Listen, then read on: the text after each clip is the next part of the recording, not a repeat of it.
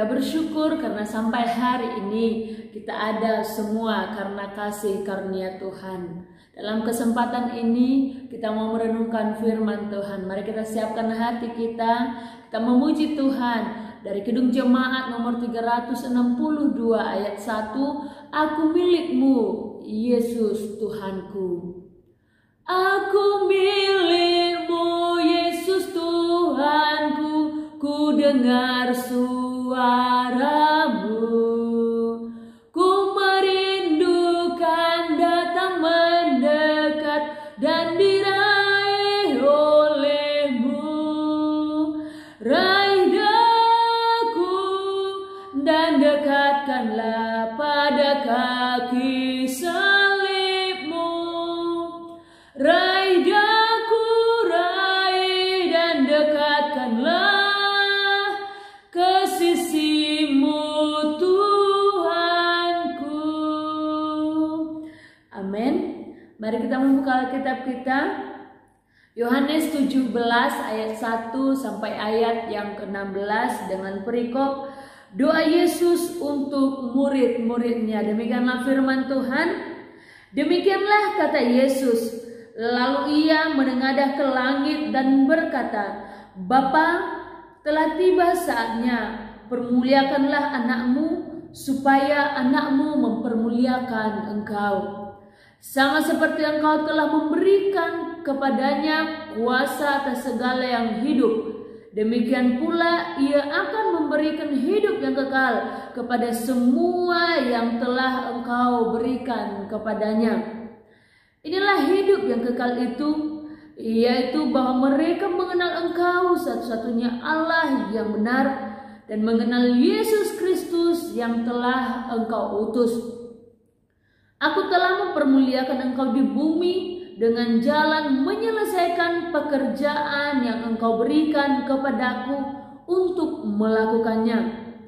Oleh sebab itu ya Bapa, permuliakanlah aku padamu sendiri dengan kemuliaan yang kumiliki di hadiratmu sebelum dunia ada.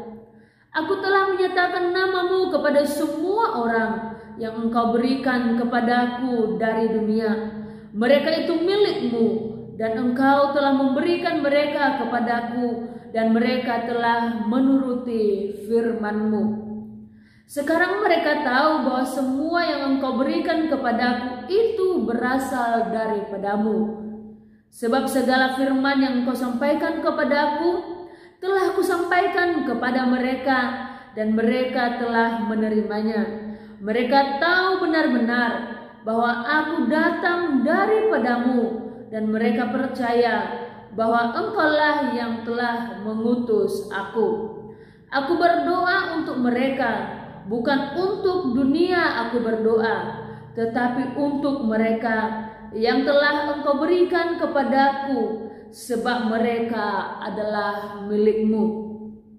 Dan segala milikku adalah milikmu, dan milikmu adalah milikku.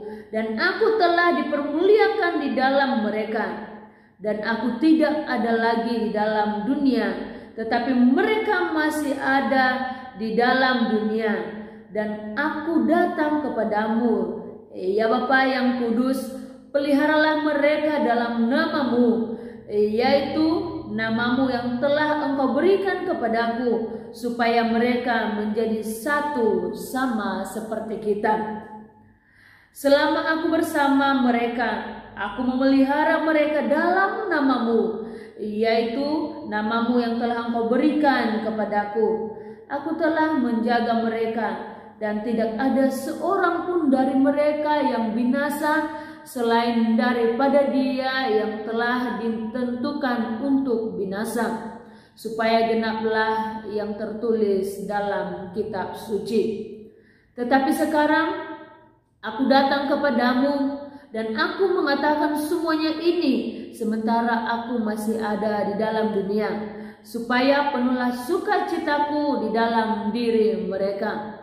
Aku telah memberikan firman-Mu kepada mereka, dan dunia membenci mereka, karena mereka bukan dari dunia, sama seperti aku bukan dari dunia. Aku tidak meminta supaya Engkau mengambil mereka dari dunia, tetapi supaya Engkau melindungi mereka daripada yang jahat. Mereka bukan dari dunia, sama seperti Aku bukan dari dunia. Amin, puji nama Tuhan. Bapak Ibu yang terkasih di dalam nama Tuhan Yesus, tema renungan kita hari ini, tanda sebagai milik Allah. Bapak Ibu yang terkasih di dalam nama Tuhan Yesus, firman Tuhan yang boleh kita bacakan dari ayat 1 sampai ayat 16. Ini Yesus sedang berbicara atau berdoa kepada Bapa untuk orang-orang yang percaya kepadanya, yang telah diberikan Bapa kepada Yesus selama Ia bersama-sama mereka di dalam dunia. Dan Yesus berdoa untuk orang-orang yang percaya ini. Kepada Yesus telah diberikan kuasa. Kepada Yesus telah diberikan kuasa oleh Bapa bagi orang-orang yang percaya kepadanya. Yesus memberikan hidup yang kekal kepada orang yang percaya kepadanya. Ada 3 poin yang kita pelajari bersama. Apa tanda yang dimiliki oleh orang-orang percaya sehingga memiliki keyakinan bahwa mereka adalah milik Allah? Yang pertama, tanda yang pertama, mengenal Allah yang benar dan mengenal Yesus yang telah Ia utus. Perhatikan ayat yang kedua dan ayat yang ketiga. Di sana dikatakan telah diberikan kuasa kepada Yesus, dan di ayat yang ketiga berkata seperti ini. Inilah hidup yang kekal itu, yaitu bahwa mereka mengenal Engkau satu-satunya Allah yang benar, dan mengenal Yesus yang telah Engkau utus. Mengenal satu-satunya Allah yang benar artinya apa? Kita mempercayai Allah yang kita sembah di dalam Yesus Kristus, yang telah Yesus Kristus nyatakan di tengah-tengah dunia, dan kita percaya tidak ada Allah lain selain Dia.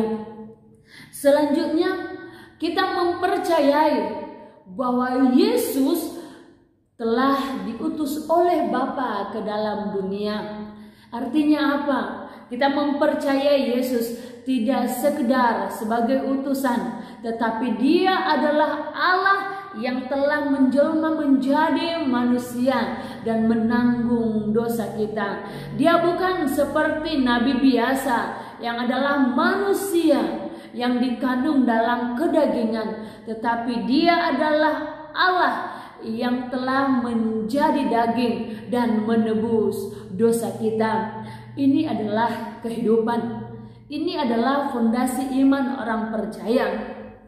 Kalau kita belum mempercayai ini dengan segenap hati, saya katakan kepada kita belum memiliki tanda sebagai milik Allah. Karena tanda yang pertama yang harus kita miliki sebagai milik Allah, kita harus mempercayai Allah satu-satunya yang benar dan Yesus yang telah datang ke dalam dunia untuk menyelamatkan kita. Bukan sekedar menjadi nabi, tetapi Dia adalah Allah yang benar yang telah menggantikan kita.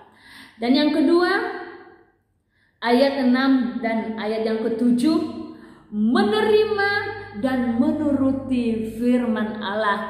Tanda sebagai milik Allah, kita menerima firman Allah yang telah tertulis di dalam Alkitab dan menurutinya. Perhatikan Bapak Ibu ayat yang ke-7. Saya bacakan ayat yang ke-6 berkata seperti ini.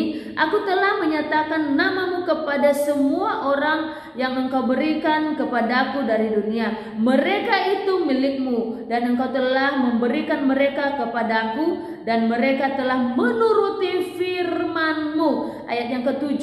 Sekarang mereka tahu bahwa semua yang Engkau berikan kepadaku itu berasal daripadamu. Lanjutkan ayat yang ke-8. Sebab segala firman yang Engkau sampaikan kepadaku telah kusampaikan kepada mereka dan mereka telah menerimanya. Bapak Ibu yang terkasih dalam nama Tuhan Yesus, tanda yang kedua kalau kita adalah milik Allah, kita dapat menerima dan menuruti firman Allah.